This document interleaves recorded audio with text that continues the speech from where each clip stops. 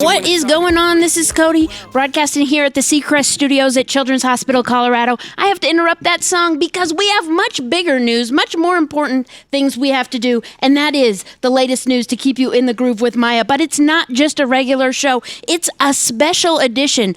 And Maya, why is today's show a special edition? Because Jane Leeves is calling in. Jane Leeves, woo! Okay, so first of all, I'm so excited to be talking to you. I really just can't believe this is happening right now. I'm excited to talk to you. Oh, thank you. So my first question is, who or what inspired you to start acting? I would have to say I'm not entirely sure.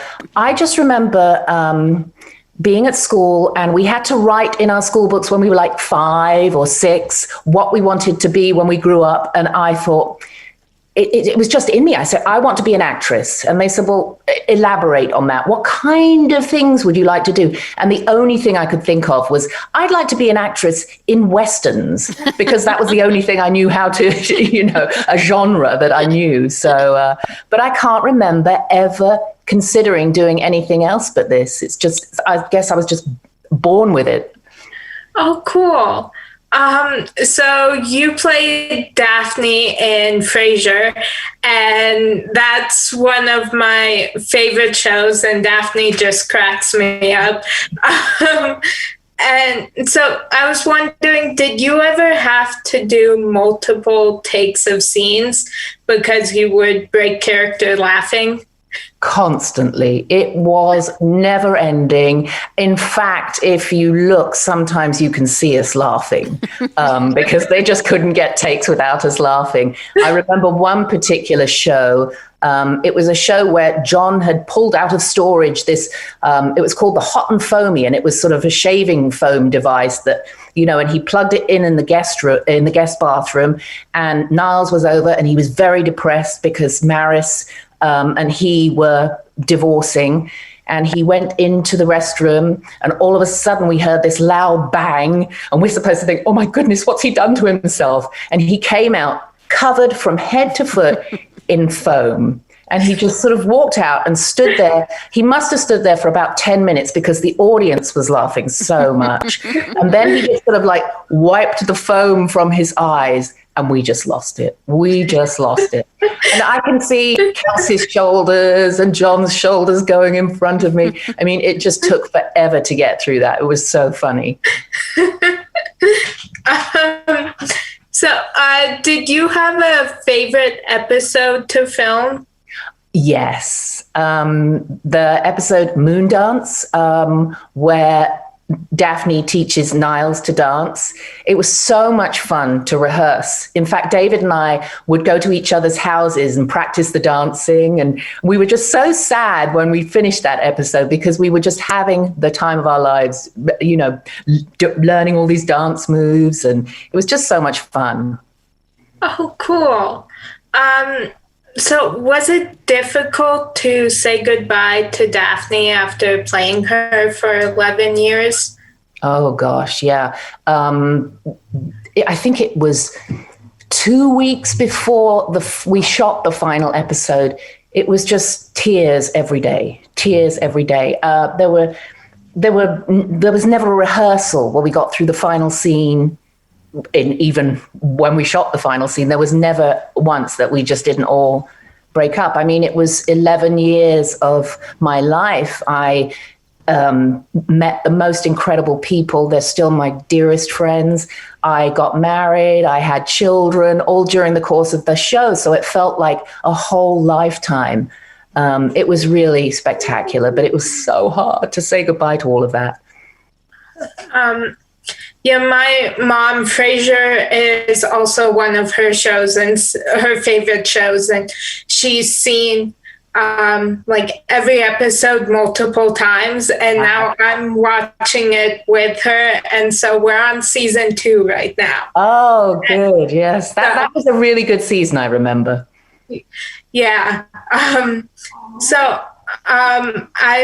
was wondering, so you played Joy Scruggs in the show Hot in Cleveland, which is also such a funny show. How did that opportunity come about, and what was it like being part of such an extraordinary cast? Well, the creator of the show, Suzanne Martin, was a writer on Frasier. And I got a call one day saying, I've got this show. I'm going to send it to you. Would you be interested? Read it. And I read it. And I just loved the fact that it was essentially a female-driven show. It was 4 women, 3 of whom were sort of in the sort of next chapter of their lives. You know, they'd sort of, in Joy's case, she was the big eyebrow queen of Hollywood, and of course someone younger and better comes in and takes over, and it's just about how to move forward in that next chapter of your life. And I went and I met with Sean Hayes, who was one of the producers on the show, and Suzanne and Todd, and they said to me, which character do you feel an affinity to? And I said, Joy. And they were like, we were thinking you'd be Melanie. And I was like, no, because Melanie is sort of more, she's a sweeter, kinder, sort of more Daphne-esque character. And I just wanted the opportunity to try something different, to try someone with a little bit of a sting in her tail and a cynicalness, after playing this happy, sort of practical, earthy girl. It was sort of a challenge. My mom has actually, she's like introduced me and my sister to a bunch of shows that are now some of my favorite shows, including Frasier. And then there was the original Will and Grace. And I remember when my sister and I were watching it with her, and we were both like, Jack McFarland is just like our spirit animals. Like he's that was such a great character. He's so funny. Sean actually did a guest appearance on Hot in Cleveland, and he played a hand model. And of course, he was so funny. He just sort of walked around like this the whole time. It was so funny. He was just brilliant. So you've guest starred in so many shows, including The Great Indoors, Phineas and Ferb, Seinfeld, and Murphy Brown. And you've had many movie roles. Have you had a favorite project or character you've played? Gosh, well, of course, Daphne. Daphne is very close to my heart, partly because she was sort of inspired in some ways by my family, and particularly my sister Katie, who's very sort of practical, and, we'll all be flying around and she'll come in and say no and burst the bubble, But I did get an opportunity to play Sally Bowles on Broadway in Cabaret. And that was, that's just one of those roles that, it's a dream role. It's sort of one of those iconic roles for women. And that was extraordinary. I pinched myself every night. I was nervous the whole time doing it, but it was the most extraordinary experience. And the first time I'd done Broadway, and that is such a close community. Everyone from all the different shows, they all reach out to you to sort of welcome you to the community. It was really an extraordinary experience. Oh, that's so cool. Do you have a favorite Broadway show? Well, I have to say Cabaret, of course. Let me think. I saw Hamilton with my daughter. That was extraordinary. And Chicago. The Sound of Music. I love all the old ones anyway. I'm a sucker for a musical. I used to watch all the old MGM musicals growing up, and sort of dreamt I could be in one day. Of course, they don't make them anymore, but they should bring them back, I think. How did the opportunity to play Dr. Kit Voss on The Resident come about? I honestly couldn't tell you. They called me and said, would you be interested in joining our show? And I'm like, it's Jane Leeves. I do comedy mostly. And they said, no, we want to add a different tone to the show. And when they told me about the character, Dr. Kit Voss, who's an orthopedic surgeon, and orthopedic surgeons, it's a brutal, it's hammers and drills and saws, and, it's sort of more of a field you would think a man would go into. So I was sort of intrigued by that. And just the fact that she was this strong but good to the core person, it really interested me. And I must say, I'm having the best time. And I'm loving doing all the pretend surgery. Oh, cool. Sorry, just sidebar. I wrote down to look up the music from Cabaret because I actually haven't heard that soundtrack yet. So, yeah. And I'm always looking for new ones to listen. Oh, yes, you'll love it. So Cantor and Ebb. What? Cantor and Ebb. They wrote Cabaret. Oh, cool. So is it more challenging to be a part of a dramatic series than a comedy? They're both challenging in different ways. It's in a comedy, you have to sometimes, luckily on Frasier, we didn't have to try that hard. The writing was just extraordinary, and I've been lucky to do things where the writing has been great. But it's what you bring to it. It's that little different thing that's not on the page. So I think they're both challenging in different ways. There's a lot of emotion involved with drama. But I think it's always good to play both sides, to play the humor and the drama at the same time. And I think that's why Frasier was so good, because it did have that seriousness to it as well. There were massive arguments between the brothers and massive problems, between the sons and the sons and their father. And that enabled us to go anywhere with it. And I think that's what made that show so good, because it wasn't just, ba-dum-bum, joke, but, two jokes a page. There was some weight behind it as well. And I think in drama, if you can pull from the most tragic moments, if you can pull that tiniest little bit of humor, which happens in life, that's magic. Yeah. Oh, cool. Yeah. So have you discovered any new hobbies or talents during quarantine? Oh, gosh. I'm really good at cleaning. I had no idea, and I get obsessed with it too. I think it's very therapeutic, but I'm polishing silver. Actually, I've got my hand's a little bit damaged from all the scrubbing I've been doing. But I didn't know I was such a good cleaner and organizer. I think it's sort of, I don't know, maybe it's a way to stay sane, although you could ask my kids if they think I'm sane. They're like, are you cleaning again? Yeah. And mask making. I made some masks. I was quite proud of myself. Oh, cool. Yeah. My mom and my sister and I are constantly looking for new ideas on how to stay sane during quarantine. Well, have you got any ideas for me? Well, I don't really know. The one thing I've been doing is quarantine has given me a chance to become obsessed with all these Broadway soundtracks. I found the Spring Awakening soundtrack in March, I think, and I haven't stopped listening to it since. And you know all the words now, right? Yes.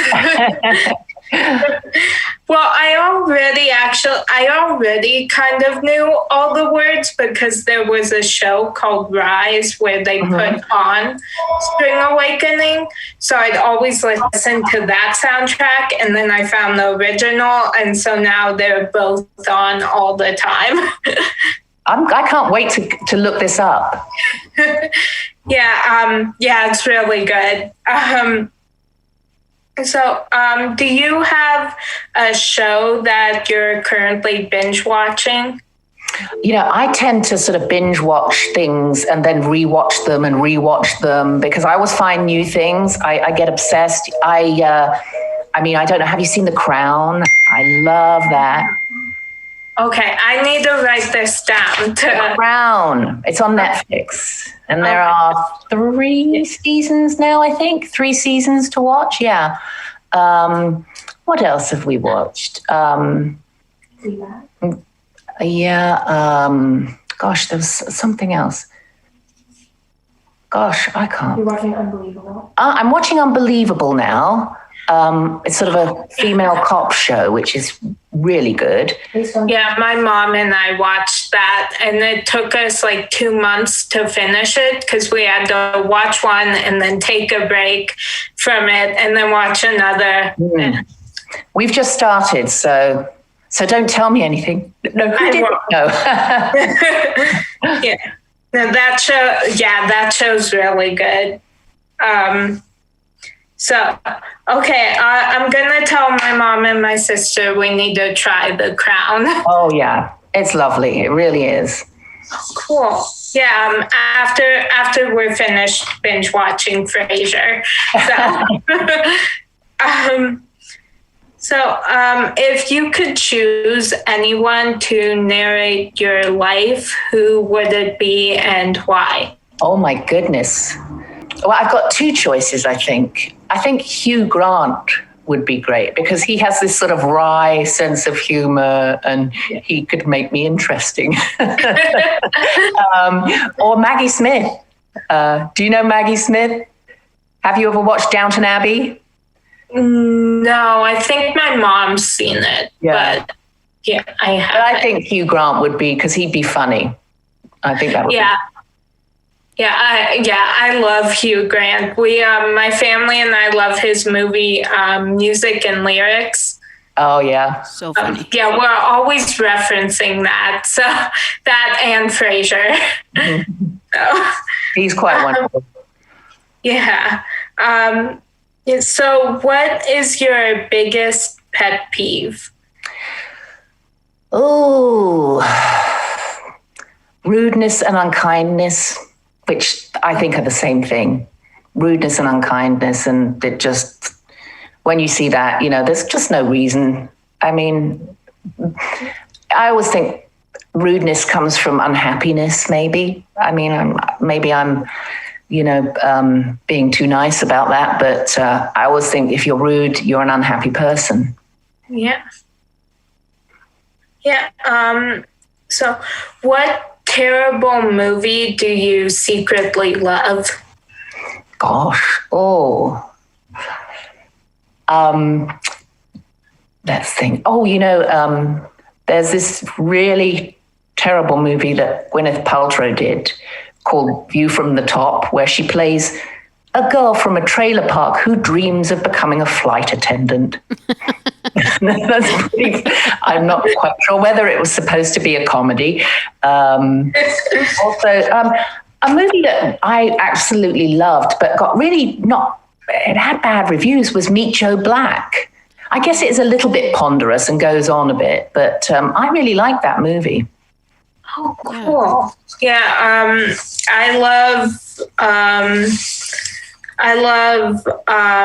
Ishtar. Oh, it was my mom who, she saw it when it first came out and loved it. And then she'd always reference it with us. And so then a couple years ago, my sister and I watched it with her and we fell in love with it too. We were just like, well, it's such a bizarre concept, that movie, isn't it? It's so funny. Yeah. It is. And then I don't think it's not like a terrible movie, but I think some people who don't get it like think it's terrible. This is Spinal Tap. Oh, I love that movie. Yeah. Oh, that movie makes me laugh. 11. It goes to 11. Oh, I have to tell you a story. I have a car, and as a joke, the manufacturer of this car put all the settings, like the air conditioning, it goes to 11. The sound, it goes to 11, and it's a complete homage to Spinal Tap. Oh, that's so cool. Funny. Yeah.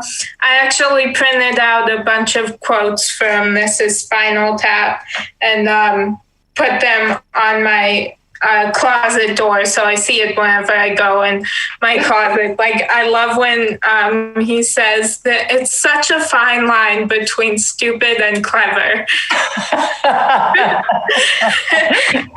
And then the goes to 11. Like, we always reference that. Yeah, it's louder than 10. Yes, 11. Yeah.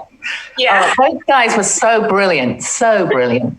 Yeah. And that model of Stonehenge at the end, the little, just hilarious. Yeah. So if you could have any song playing to announce your entrance into a room, what song would it be? I'd say, I'll tell you what I want, what I really Spice Girls Wannabe. Or actually, for my wedding, I decided to have a Sanson symphony, which is Symphony Number 3, and it's the soundtrack. Do you know that movie Babe? Yeah. It's about the pig. It's that organ music that's played, and I had that played for when I come out at the end with my husband and to walk back down the aisle. And I went and I took my husband's hand, and he said, "That'll do, pig." So that's sort of, but it's that music makes me laugh. Yeah, I think Wannabe is quite fun. Something silly. Yeah. So do you have a motto or quotation that you live by? Gosh. I wish I did. I mean, if I had one, I would say, always leave somewhere better than you found it, you know? Always leave a place better than you found it. Yeah. Oh, I like that. Yeah. I love the one. I just love the one, let your freak flag fly. Because I know my mom has told me that because I know sometimes like I'll be worried like somebody thinks I'm like weird, or this was like a couple years ago, because now I don't care. But good. I mean, I don't want to be like anyone else. Do you? I want to be I want to be unique, and that's the beauty of a human being. I'm more interested in you as you, not you trying to be somebody else. Yeah, be who you are. Absolutely, that's a great one. Your mum sounds very wise. She is. And an encyclopedic knowledge of movies and she's introduced us to a bunch of 80s movies that my sister and I are now obsessed with, and just like Ishtar and This Is Spinal Tap. She's just showed us all these movies. And then last year we watched my sister and I had seen Friends before, but we watched the whole series. And my mom was saying after we watched it, she never realized how many Friends references she used to make. But after watching it, she realized how many. It's incredible how much pop culture seeps into us and becomes part of us. Yeah. So my last question for you is, who do you consider to be a real life superhero and why? Well, gosh, right now, that's an easy thing to answer. It's the people on the front line of this pandemic we're dealing with. The nurses, the doctors, the people who clean the hospitals, the people putting their lives on the line to save others. I think there is no greater superheroes. And generally, nurses, doctors, and the staff that support them. Yeah, I agree with that. It was lovely to meet you. You too. Yeah, and your dogs are so cute. Thank you so much for spending so much time with us here at Children's Hospital Colorado and with Maya and the latest news to keep you in the groove. We appreciate it, and we look forward to Maya keeping us updated and all the fun and exciting projects you have going on and watching you on screen. Yeah. Take care. Thank you so much. Bye, guys. Bye-bye. Bye-bye. Bye. Bye.